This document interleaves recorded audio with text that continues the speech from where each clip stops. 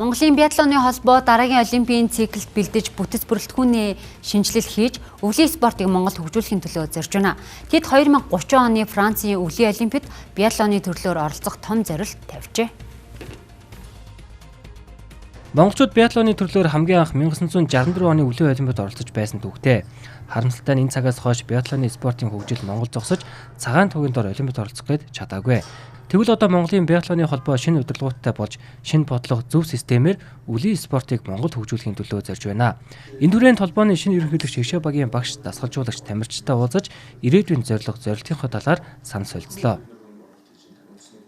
Энэ биатлоны спортыг бол олон түмэнд ойлгуулж энэ спортыг сурчлах нь зүйтэй болов уу гэж ингэж бодсныхаа үндсэн дээр бол биатлоны холбооны ерөнхийлөгч болсон.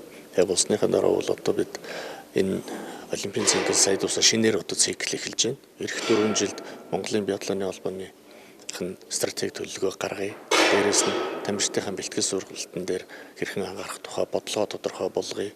Дараа нь салгам шалаагаа хэрхэн бэлтгэв гэдэг дээр бас төлөвлөгөө боловсруулъя. Түүнээс гадна бас спортын бааз, цааны голгалтын энэ талбайг одоо хэрхэн бий болгох уу гэдэг дээр бас спонсоруудтай биатлон сонирхогчид энэ өвлийн спортын сонирхогчдыг татан оролцуулъя гэсэн ийм одоо бодлогыг өнөөдөр удирдах зөвлөлийн хүрээнд ярилцж байна. Биатлоны спорт өвлийн олимпийн төрлүүдээс хамгийн сонирхолтой төрөл.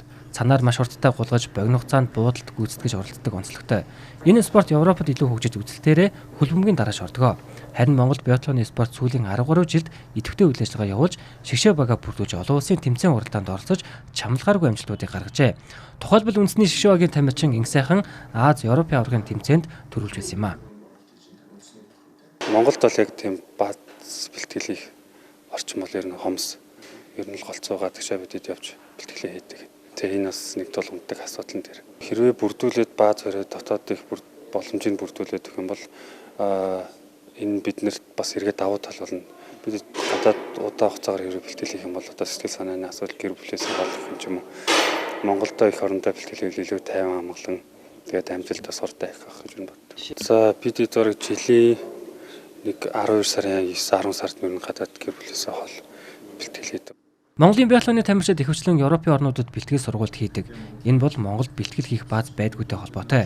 Гэхдээ цаашид бодлогоор энэ спортыг хөгжүүлж олон нийтэд сурчлан таниуж хүүхэд залуучуудыг зөв системээр бэлдэж чадвал Монголд биатлоны спорт хөгжих боломж бүрэн байгаа гэлээ. Шигшээ баг бол одоо 8 хүний бүрэлдэхүүнтэй байж байгаа. Одоо 6 болсон. Тэгээ яг манай Шигшээ багийн бүрэлдэхүүнийг сонгож шалгаруулж ингэ явдаг нь бол олимпийнхаа 4 жилийн циклээр явдаг.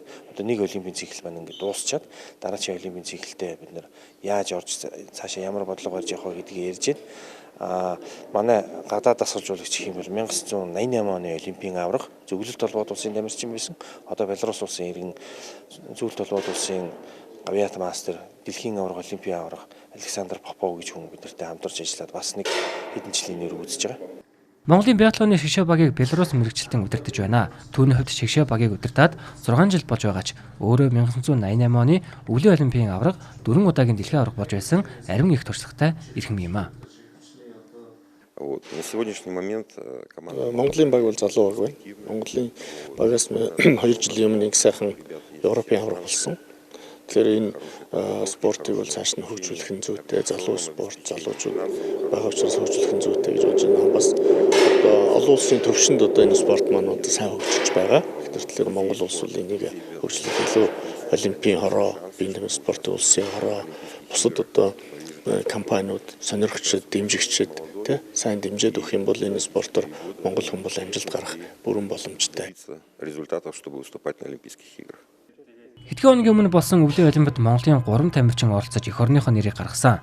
Тэгвэл цаашид Монголд өвлийн спортыг хөгжүүлэхэд Монголын биатлоны холбоо идэвхтэй үйл ажиллагаа явуулахад анхаарч байна. Шигшээ багийн тамирчид дотооддоо зориултын бааз суурьтай болвол хамгийн том давуу тал болохыг онцолж байсан юм.